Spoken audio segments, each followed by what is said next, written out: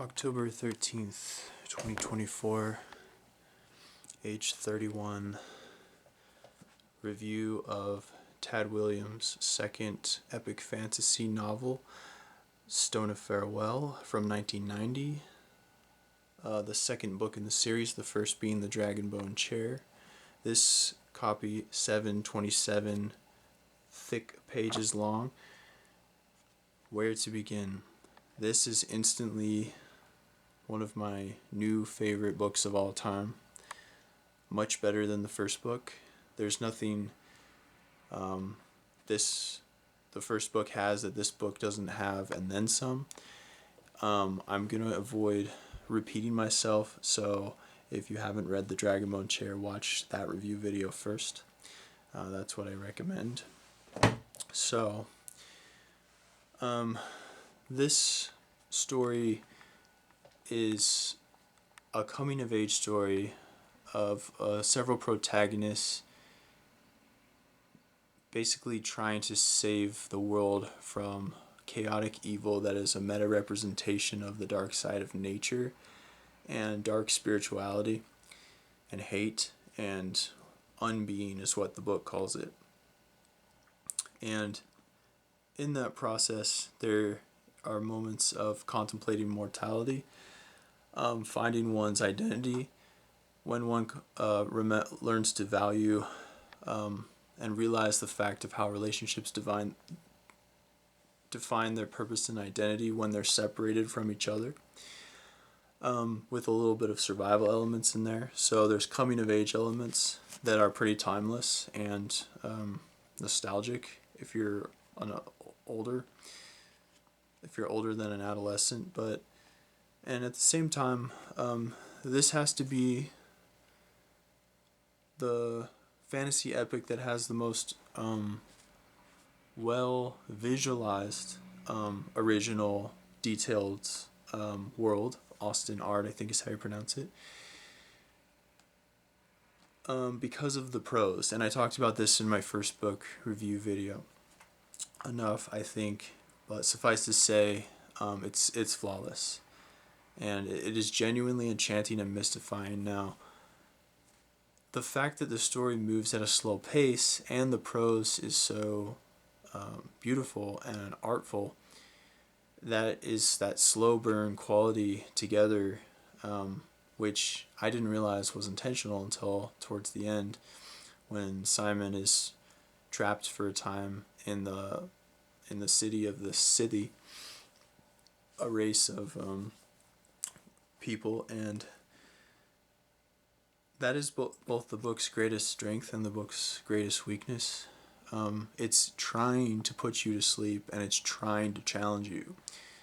At first, a lot of modern readers, mainstream readers, would be lost on that. They wouldn't get it. They wouldn't keep attention because there's a lot of bias towards, especially in the fantasy genre, of a sort of adrenalized happening plot, maybe with fancy complexities and what I would call substance posing as style, which overcomes style, and too grounded in realism, not as much of an escape that makes you value the subtler, more artful, meditative qualities of existence, like this book, like a sort of almost Native American vibe meditation of some kind on the beauty and simultaneous cruel duology of nature, from a symbolic standpoint. And so that is the game of this book series. It's basically subverting styles and expectations with such rugged originality by being willfully indulgent in the culmination of details and descriptions, which make Austin Ard the ride more enchanting than the destination, although many mysteries are proposed in the plot. Answering them in time is only slightly important, and that part is not so clear as to how much that was intentional or not. But what that makes it feel is more real, more authentic, and more visually real in your mind when you read, and therefore more emotionally resonant and memorable for me. in a way that the slow burn pays off more in the end than the vast majority of fantasy books I've ever read. This is one of the masterpieces of fantasy in existence for that reason, which I highly, highly recommend to anyone who's willing to try something with a different approach, one that is valuing style again and allowing you, like an abstract painting, to project multiple meanings and some of its vaguer, perhaps meta symbolisms, not just within visuals but within narrative developments, which don't often explain themselves. They just happen, like kind of like a cinematic, slightly psychedelic fantasy experience of some kind. And so now one of the weaknesses of this like intentional indulgent amount of details is that there's very little ongoing sense of urgency or tension or suspense except in this sparsely populated and too far apart action sequences, which are nonetheless really like immersive and full of adrenaline and well written and scary as well and fun. And that is gonna like put most modern readers to sleep in a bad way, and probably did even in 1990 when this came out. So if in a perfect world people would be more patient and believing and intellectual and open-minded to see this for the masterwork of fantasy perfection that I believe it is. This, like, if I were to compare this book to food, it would be like a Thanksgiving feast by a master chef, like some 100-year-old German woman or something, and most other popular fantasy fiction is like vending machine snack food. Like, it's good if you're in the mood, but it just doesn't compare to the real thing. And this feels like I'm escaping into another world. So I'm not complaining about anything. Like, if there's something dumb that the protagonists do, which they often do, especially because they're young, or if there's all this random details and too many characters, which there are, and too much lore description and so many things that make Austin Arts such a dense, heavy place to try to visualize and experience sometimes, because there's so many things that are just impossible to stay awake to keep track of while the book is enchanting you like a like an epic flute symphony of some kind. It's like perhaps slightly too ambitious for its own good for that reason. Um, it it really is like, you wonder, like, would that have diminished what the book's trying to say? And a lot of it feels so genuine for perhaps not knowing it, like some of the best art. It just is what it is because it's so original that it's creating another reality, and it's putting you in a place where you are really projecting a lot of the worth that's there. And I absolutely love shit like that. I find it romantic. And so also some of the tragedy and cruelty goes in directions that you don't expect, and that is more often not in terms of plot developments, which is nothing we haven't seen before in any generic fantasy story of any caliber of quality. It's in the execution and the style in a way that is really hard to explain. For example, monsters, cursed energy, chaotic forces of darkness from the other side that come into play. Their intentions are as unknown often as they are difficult to keep track of with their backstories. But when, like, for example, imagine fighting demonic forces or material matter possessed or influenced by demonic energy, which doesn't even have any personal like attachment to the characters. They're just driven by some larger set of malignancy with its own unique agendas that's been lost in time through evil. And trying to contemplate it is really like reading an Elder Scroll or something. It's something you can't contemplate because it really genuinely feels powerful, like being caught in a hurricane or a tornado or something, or a forest fire. It's like you are humbled by the the reality of this book's unreality and the pure creepiness of the forces of chaos that are working against the hero's attempt to defeat the Storm King by finding the swords. And so, anyways, so many memorable, iconic visual action scenes, especially Joshua's story arc at the epic duel.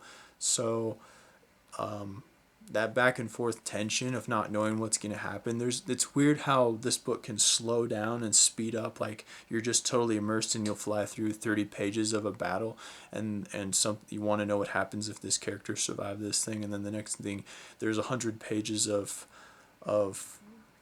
what someone might not have the patience for and call a slog, but I would call like totally enchanting art, and just be enthralled, in its own way, not with adrenaline, but just with reconsidering what's important. Wow, it's almost like being hypnotized, and I love feeling hypnotized. So basically, this is the difference between pleasure and joy. This would be the joy of fantasy. If I don't know if action fantasy books are pleasure, which I mean I like action fantasy books. I like going to guilty pleasures sometimes, sure, but this is the cream of the crop. This is absolutely S tier, A tier, top tier fantasy. One of the greatest books not just fantasy, one of the greatest books I've ever read. So I can't wait to read book 3, to Green Angel Tower. I'm excited because I've heard it's even longer. But one thing I will say, I'm going to confess something. This might sound hypocritical of me. It took me 6 or 7 months to finish this book. It took me a long time, but I remembered probably 90% of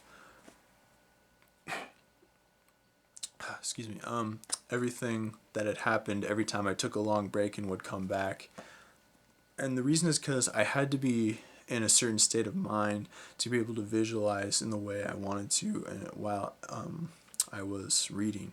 And just with the hectic nature of my life lately and work and shit, it's been, difficult. And so there's that, and also being in the mood for something heroic when I have had the itch to go into a lot of more pulpy, challenging, like horror books lately and stuff. But boy, one thing, the debt of gratitude I owe the most to Tad Williams, and yes, this is a book I read too late in life. I wish I read this when I was a kid, honestly, so badly, is the fact that I was converted to another new way of doing the less is more quality in writing itself and storytelling as well, which aren't always the same. I was converted to that during the journey as I was progressing through both book 1 and 2. So I really didn't expect that. If a book can literally change my mind about something, being as stubborn as I am and set in my ways, it's good. And so I really can't remember any other negative qualities. One thing I do want to say is that this book felt much colder and more bleak in a like realistic way that is nostalgic of certain of the follies that often are associated with adolescence, that is really good, like effective on a tragic level, that doesn't always go the way you expect it to. But the pacing might be even slower overall than the first book, which also has a weird meta layer to times in adolescence when you want to go somewhere but you're stuck with the fate that you have, and you want to continue onto where you feel you belong, but you have to constantly reconsider it because failure is just a constant reality of adolescence that a lot of us want to just move past, and most of us are somewhat scarred by. But it is sort of like a confrontation of how that mirrors the cruelty and simultaneous beauty of the balance between creation and chaos in nature, which I think is part of the background larger theme of so many of the intertwining plots and different agendas of the many different peoples and characters in this story as Austin Artist going through a sort of civil and elemental apocalypse, which is also applicable to people in modern times right now for spiritual reasons. So, I mean, this is what exceeded my expectations vastly. Give it a 10 out of 10 for sure. Highly, highly recommend. What else can I say? I actually can't wait to jump into the third one, but I'm afraid of reading through the series too fast because I'm afraid that I'm not going to find as good of books like this in the future. And I'm definitely going to be rereading this series at some point in the future. So anyway, it's weird how it takes forever to read, it takes forever to finish. You have to be in the mood for, but you'll be glad that you do when you do. It's a very rewarding experience. Thanks for watching.